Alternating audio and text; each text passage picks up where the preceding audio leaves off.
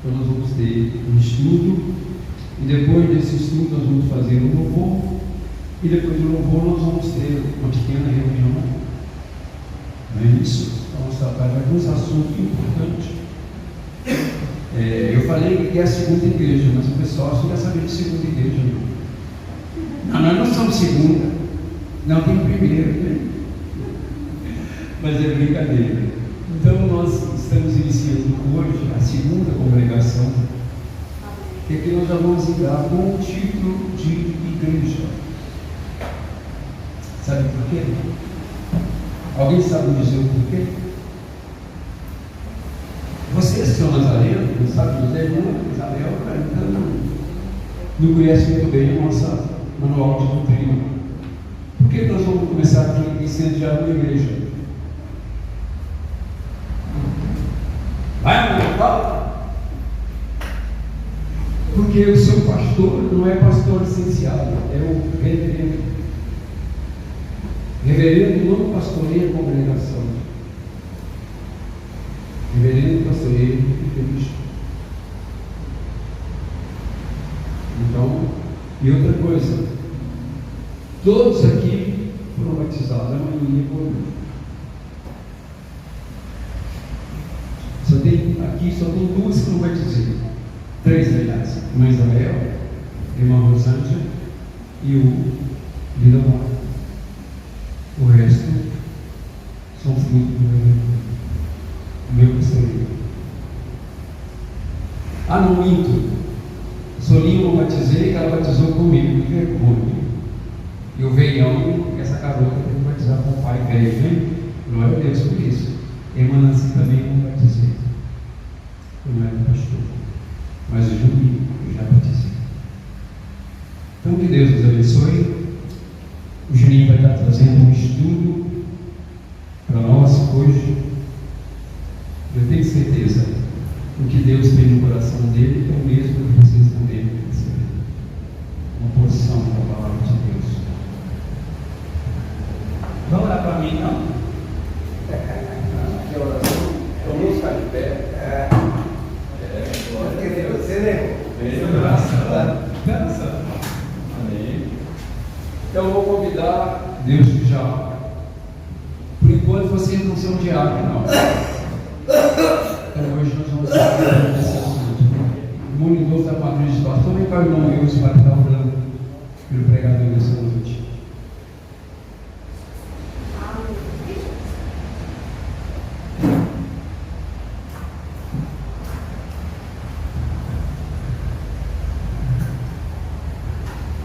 Cumprimento a igreja na paz do Senhor. Amém.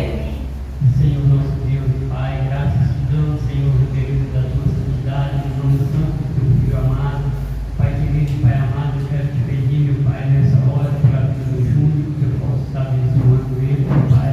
Que eu possa, meu Pai, estar, meu Pai, trazendo ao coração dele, meu Pai, aquilo que o Senhor tem para a tua igreja, Senhor. Que o Senhor possa nos dar graça, sabedoria, discernimento, Pai, abrindo os nossos ouvidos espirituais, Pai, abrindo o nosso coração para que nós venhamos receber, meu Pai, aquilo que o Senhor vai falar, meu Pai, através do Júnior, a sua igreja, Senhor, é que eu te peço e te agradeço em nome de Jesus. Amém, amém.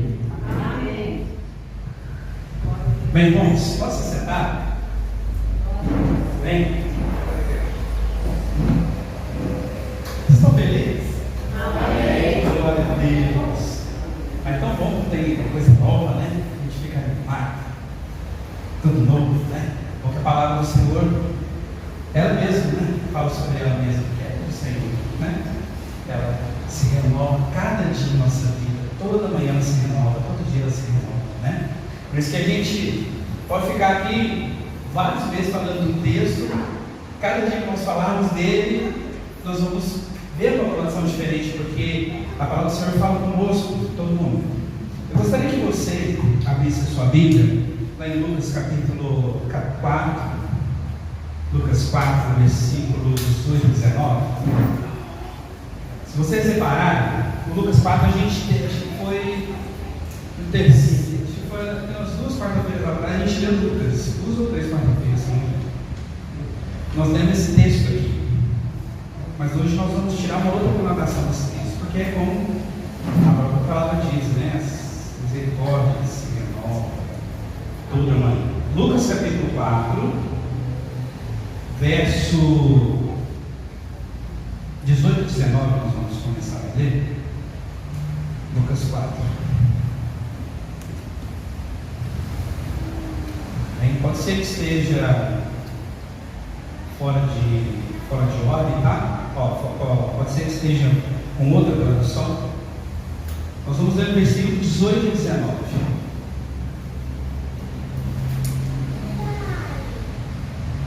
A Bíblia está travando. Já viu a Bíblia travar? A Bíblia está travando. Diz assim, meus queridos, Lucas capítulo 4, verso 18: O Espírito do Senhor está sobre mim, pelo que me ungiu para evangelizar os pobres, enviou-me para proclamar libertação aos cativos e restauração aos cativos e restauração da vista aos cegos, para pôr em liberdade os oprimidos, verso 19, e apregoar o ano aceitável do Senhor. Amém? Lucas capítulo 4, nós estamos no Novo Testamento. Alguém sabe quem proferiu essas palavras? Quem falou essas palavras aqui na Bíblia? Não? Quem falou? Nós nos quarta-feira nós lemos esse texto, todo mundo falou um pouquinho, cada pedaço. Quem falou? Versículo 17: Então lhe deram o livro do profeta Isaías, e abrindo o livro, achou um lugar onde estava escrito o Espírito. Quem que abriu esse livro? Para quem foi dado esse livro? Jesus. Jesus, ele leu um trecho que, se vocês abrirem sua Bíblia lá em Isaías 61, vai ser esse mesmo trecho que Jesus leu aqui. E ele, Lucas, quando vai narrar essa história, ele transcreve o texto qual Jesus falou. Mas vamos pensar agora, aqui, estava bem no comecinho do ministério de Jesus, quando ele começou a pregoar a palavra do Senhor aos 4 cantos lá da cidade de Israel. Nós vemos aqui o seguinte: nós estamos contemplando aqui o ID, no caso do próprio Senhor Jesus, ele está no ID. E eu queria que vocês agora comigo pensassem, nós vamos ver através desse texto, qual que é o propósito do ministério de Jesus. Talvez vocês nunca tenham parado para pensar qual era o propósito, mas talvez a gente tenha uma ideia do propósito como um todo, né? Qual é o propósito todo do ministério de Jesus? Por que Jesus veio à Terra? Todo mundo sabe qual? Para salvar o homem que estava perdido, né? Isso todo mundo sabe. Até quem já ouviu falar de Jesus, não é crente, mas já ouviu, vai saber que ele veio salvar aquele que estava perdido. Mas eu gostaria agora de aprofundar um pouco, não vamos aprofundar muito, não, vamos aprofundar um pouco, né? Qual era o propósito do ministério de Jesus? Irmãos, olha só que maravilha. Primeiro, no versículo 18, ele fala assim: que o Espírito do Senhor está sobre mim, pelo que me ungiu para, primeiro, o que está aí na sua Bíblia? Foi ungido para evangelizar os homens. Irmãos, quando a pessoa, qualquer pessoa, tem que acostumar a ficar chutando a cadeira toda hora, quando a pessoa, o ser humano, entra em contato com o Evangelho, ele o aceita e o coloca no seu coração, há o quê? Há uma mudança. Porque quando nós tratamos do Evangelho, o Evangelho ele transforma. Muitos falam assim: venha como está. Realmente, você veio como você está. Veio como você está, de boné, de mergulho, você veio como você está. Mas a palavra de Deus, ela transforma. Tem que ter transformação. Então, nós vemos que quando nós estamos com o Evangelho em nossas vidas, em nossos corações, áreas da nossa vida vão começando a ser mudadas. Áreas vão mudar.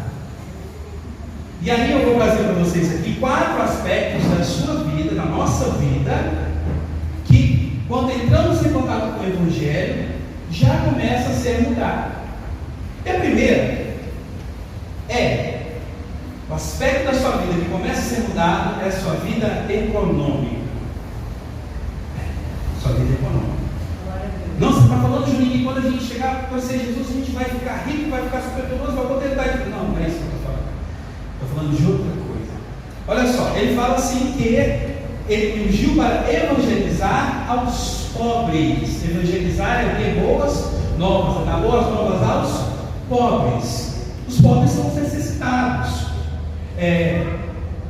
Embora aqui, quando Jesus está falando aqui lendo acerca de Isaías, ele está falando no sentido espiritual, porque ele fala que aos pobres, no caso nós que estávamos no pecado, estávamos condenados, mas essa boa notícia, essa boa nova, ou seja, aceite Cristo e você será liberto desse pecado. Nós agora passamos da condição de criatura, escravizada pelo pecado, e vamos para uma condição agora de filhos. Ou seja, quando traz filho, quer dizer que nós vamos ter herança. Olha que coisa boa, Isabel. Herança do nosso Pai Celestial. Então, apesar de ser no sentido espiritual, mas acaba que no sentido espiritual ele vai entrando também no sentido físico. Sabe por quê? Por que isso acontece? Sabe o que eu vou conseguir fazer aqui? Olha só. Hoje está sendo uma pregação meio aula, né? Imagina que esse aqui é o teu corpo. Imagina que isso aqui é a tua alma. Vou colocar aqui. Imagina que esse aqui é o teu corpo. Imagina que esse aqui é a tua alma. Esse pedestal aqui é a tua alma. E aqui é o teu espírito. A palavra de Deus fala, o apóstolo Paulo fala, que a nossa luta por dentro é contra a carne, contra a nossa carne. A carne é aqui mesmo. Carne é corpo, alma e espírito. A nossa luta é contra a carne. Por quê? Porque aqui eles estão para a eternidade aqui, ó. Isso aqui é você, imagina você. Então a sua carne fala assim: eu quero beber refrigerante. Então a carne está mandando, todo mundo vem. Eu quero mais. Todo mundo vem também. Eu quero mais, eu quero mais, eu quero mais. Quando nós aceitamos o Evangelho de Cristo na nossa vida, é o Espírito que comunica com o Espírito. O Espírito comunica com o Espírito. Carne com carne. Eu estou aqui hoje, na minha casa, estão ouvindo a voz. Aqui, ó. As cordas vocais elas estão vibrando e vocês estão conseguindo entender. Porque é assim que a carne, o seu ouvido, que é carne, ele vai compreender aquilo. Posso dar uma ajuda? Claro, vai me ajudar. Compreender aquilo que eu estou falando. Fala, pastor. A carne, ela depende da tua alma. Então, o que a carne pede, a tua alma obedece. Porque o teu espírito está morto. O teu espírito foi apagado. Vai morrer. Tá bom. O espírito morto. Isso mesmo, pastor. Muito obrigado. O que acontece? Quando nós não temos encontro com Jesus, o nosso espírito está o quê? Caído. Não é? Por quê? Porque quem está mandando? A nossa carne e a nossa alma. Então, sabe a definição de música? Lembra? Nós falamos toda hora. Música. Eu esqueci. É a arte que manifesta e expressa a fé da sua alma mediante o som. Então, lembra daquela roda de pagode? Não sei se você cantava, né? Você cantava. Daquela rodinha de funk. Por quê? Porque a nossa alma mexe nisso. Ai, é tão bonito. É muito bonito. Estava na casa da minha mãe, ela disse que estava vendo o último show do Milton Nascimento, disse que ela chorou. Porque a alma dela achou muito bonita, lindo. Ou seja, Quando nós não estamos debaixo do Evangelho, nossa carne ela se manda. É por isso que o apóstolo fala assim: a carne ela milita, né, contra o Espírito. Por quê? Porque quando nós vamos, quando Deus Ele quer falar conosco, Ele usa o seu Espírito, e Espírito fala com Espírito. Então, quando o Espírito de Deus ele começa, você aceita no seu coração, então o seu Espírito começa a inclinar para coisas do Espírito. Olha só que coisa linda. O seu Espírito começa a inclinar para as coisas do Espírito. E aí, quando você obedece a voz do Espírito, o que acontece? Você elimina as vontades do corpo. Não vou fechar aqui não. As vontades do corpo e as vontades da alma. Porque quem vai dominar é o Espírito. Através do quê? Comunicando com o Espírito de Deus. Então, se o Espírito vem, coloca em você, abre o seu coração e faz você reconhecer que Jesus é o Filho de Deus. Fala, pastor. O selo de Deus, que é o Espírito Santo, ele encela seu Espírito. Ou seja, só Ele agora é que comanda. A sua carne não tem mais poder, porque o Espírito de Deus selou. E quem vai violar o selo do Espírito de Deus? Quem pode? Essa é a garantia da sua salvação. Amém. Amém, irmãos? Amém. Então nós estamos aqui selados. E aí que nós estamos falando? Assim, de transformação na sua área econômica. Júlio, mas tudo isso aí que falou, o que tem a ver? É muito simples. Se você agora está selado pelo Espírito Santo, as coisas que você vai começar a dar na sua vida é através do Espírito Santo. E aí, eu não sei se você vai lembrar, se você teve essa experiência, quando você estava no mundo, você gastava com algumas coisas que não convinham no seu coração, né? Muitos aqui, meu pai falava que gastava horrores com bebida, gostava, qual que era aquela lá que o senhor gostava de tomar? Você falou? Whisky. Whisky não era qualquer whisky, né? De preferência o importado. Na minha casa tinha whisky, tinha Campari, tinha cachaça da Bahia, tinha cerveja. De cerveja eu tinha um debandado, que gosta de brancas, eu tinha as duas, para satisfazer os meus amigos. Minha casa não via cheia. Comprava para o senhor e comprava para os amigos também. Também uma coisa. Nós fomos na casa da irmã de pior. Nós vamos sentar na cozinha. Peguei e falei com o Bob, olha só, não se ligar, pastor, não mexe com minha mãe, não vai fazer. Eu falei, então, mas ele falou. Ele está ali, pastor, Soninha, pão, alguém com ovo, com sal, tem manteiga, tem café, tem leite. Nós não gastamos nada. Então, quando a gente que faz a festa, a gente que Então, olha só, irmãos, quanta coisa que nós gastávamos que não tinha o discernimento do Espírito, a gente gastava. E aí, vem o Espírito Santo e começa a libertar você de alguns vícios que você tinha. E aí, o Senhor começa a transformar a tua vida econômica. Olha só, abre lá em Romanos capítulo 6, versículo 21. Romanos capítulo 6, verso 21.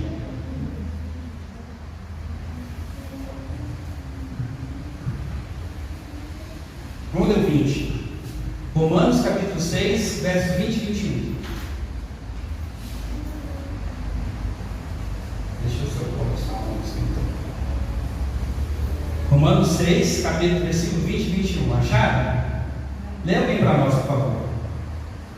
Porque quando eres servos do pecado, estáveis livres da justiça, e que fruto tinhais, então, das coisas que agora vos envergonhais, porque o fim delas é a morte. Ou seja, todas as coisas que nós, pela carne, éramos inclinados, o que está falando aqui? Paulo fala que o fim delas era o quê? Morte.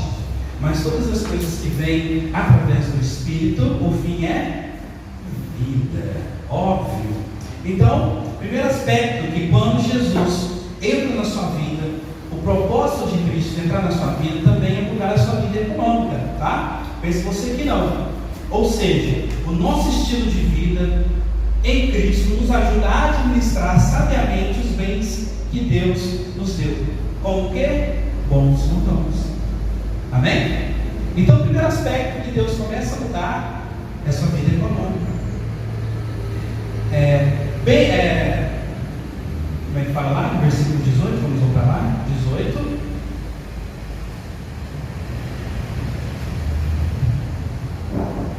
Vamos lá, versículo 18. Primeiro, ele me ungiu para evangelizar aos pobres, aqueles que estavam pobres de espírito e agora estão selados pelo Espírito Santo. Depois, enviou-me a proclamar libertação aos cativos. Deixa eu ver. Aqui está diferente. Não, aqui está mais para frente. Libertação aos cativos.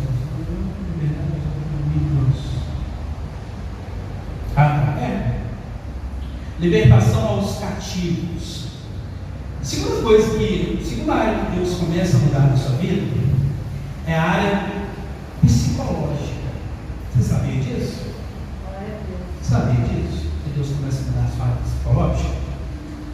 A palavra de Deus, irmãos, ela é poderosa para penetrar até o ponto de dividir a alma e o espírito, ajuda nas leituras e ela é apta para discernir os pensamentos e propósitos do coração do homem.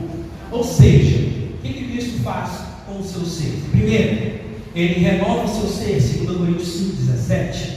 Ele integra a sua personalidade, Lucas 8,35.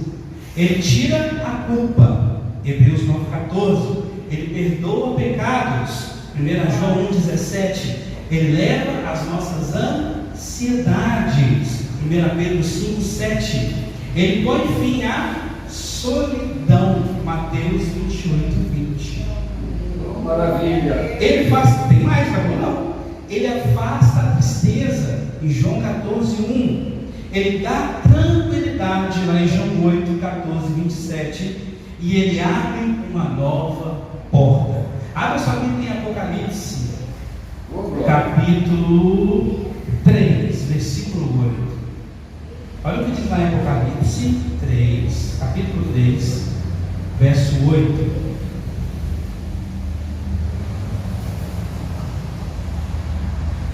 Alguém lê? Verso 8. Eis que as tuas obras, eis que diante de ti pus uma porta aberta, e ninguém pode fechar, tendo pouca força. Grande, guardaste a minha palavra e não negaste o meu nome. Se alguém quiser ler, com mais compasão pode ler. Alguém quer ler? De outra versão, por favor? Conheço as tuas obras. Eis que tenho colocado diante de ti uma porta aberta que ninguém consegue fechar. Tens pouca força, mas obedeceste a minha palavra e não negaste o meu nome. Ou seja, quando Deus abre a porta, quem é que pode fechar? Quem que está falando aqui? É uma carta da igreja de Filadélfia. Conheço as tuas obras. Eu deixei uma porta aberta. A porta que Deus abre, ninguém pode fechar. Amém? Porque fala assim, porque você não tem contra força. Por quê? Porque contra Deus não há resistência. Não há ninguém que possa resistir contra Deus. Amém? Então Deus, ele muda a nossa vida também na área psicológica. Aquele que está ansioso, Deus leva, apaga suas ansiedades. Aqueles que estão em solidão, Deus coloca fim a essa solidão.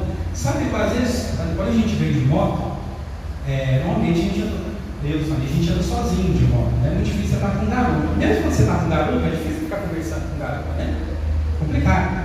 E aí quando a gente está de moto, eu tive que vir a Belo Horizonte, vim ontem para fazer uma prova, eu vim, voltei, a gente vai no meio da estrada, 1h30, e a gente vai pensando com a gente mesmo, né? Nós vamos pensando, entrando nos nossos pensamentos, dirigindo. Mas aí, eu Eu não sei se vocês fazem isso quando vocês estão andando sozinhos, mas eu começo a falar assim, Deus me abençoar, porque Ele fez isso na minha vida, isso, Deus abençoe. Se você começa a falar com Deus, é verdade? Às vezes você está assim na rua, andando sozinho, e às vezes você fala assim, nossa, que doido, eu estou andando sozinho. Mas você não está sozinho, na verdade, né? Por quê? Porque seu espírito está comunicando com o Espírito de Deus, e isso reflete na sua alma e no seu corpo, não é verdade? O seu entendimento. Então, primeira área é a área econômica, a segunda área é a área psicológica, e a terceira área é a área social. Aí, voltamos lá no verso de Lucas, capítulo 4, versículo 18, que diz o seguinte: libertação aos cativos e que mais? Libertar os cativos e aos oprimidos. É porque aqui está diferente, então estou puxando aqui. Libertar os cativos e aos oprimidos. Área social. Olha só, o Evangelho de Cristo, irmãos, ele liberta. Liberta você de quê? Começa a falar para mim. O que ele liberta? Eu posso dizer, a maior luta minha foi o cigarro e a bebida, e deixar a música mudando. Com 3 coisas que eu tive muita luta. Irmão Lidolfo, o que a palavra do Senhor libertou na sua vida? Eu vou me lutar para a vida. Isadora, você foi liberto do quê?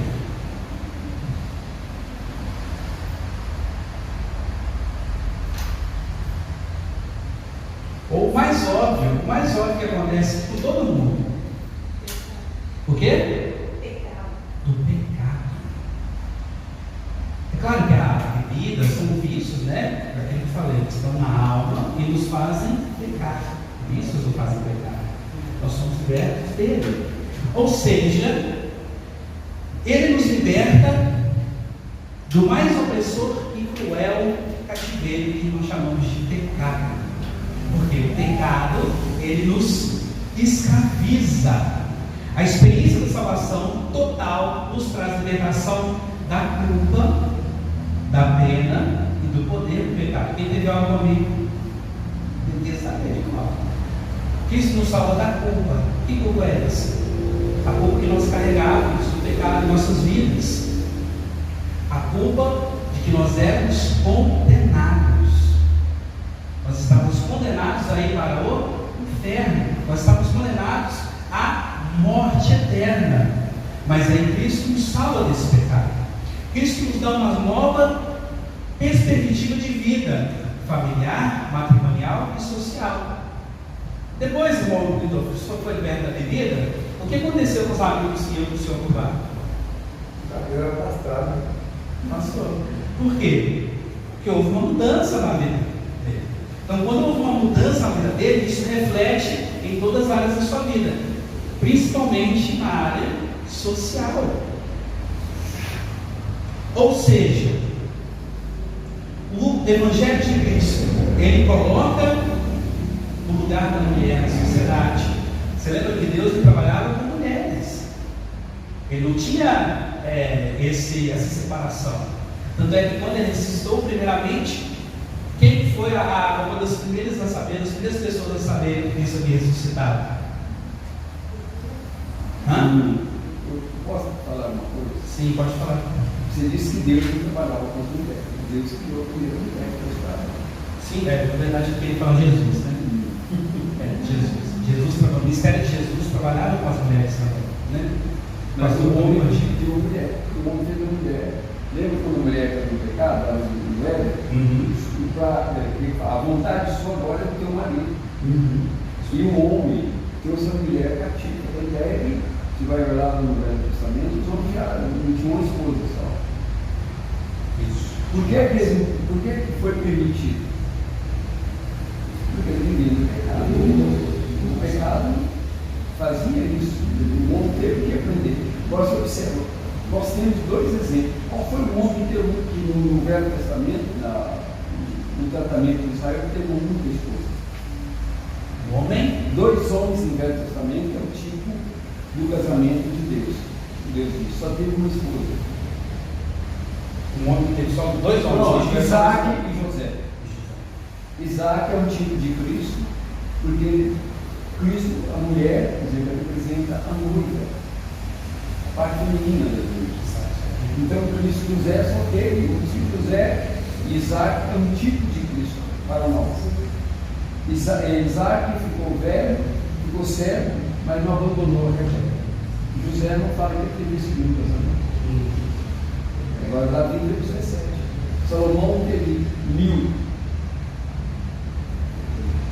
300 esposas e 700 concubinas.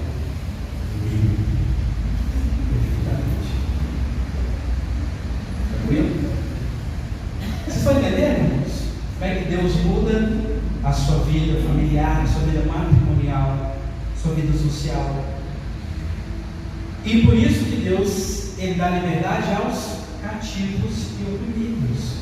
Aqueles que estavam cativos e oprimidos pelo pecado, agora eles têm esperança. É por isso que quando o mundo fica maluco aí por causa de uma grande pandemia, que há terremotos, explosão barata, nós estamos com a nossa vida tranquila no Senhor Jesus, porque é nele que nós temos esperança.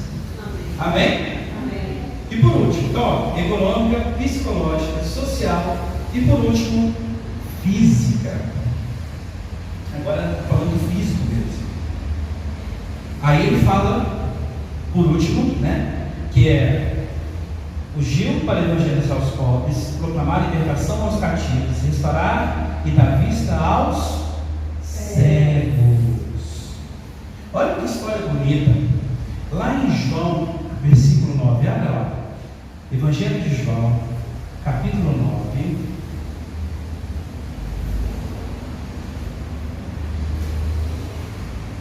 Versículo 39.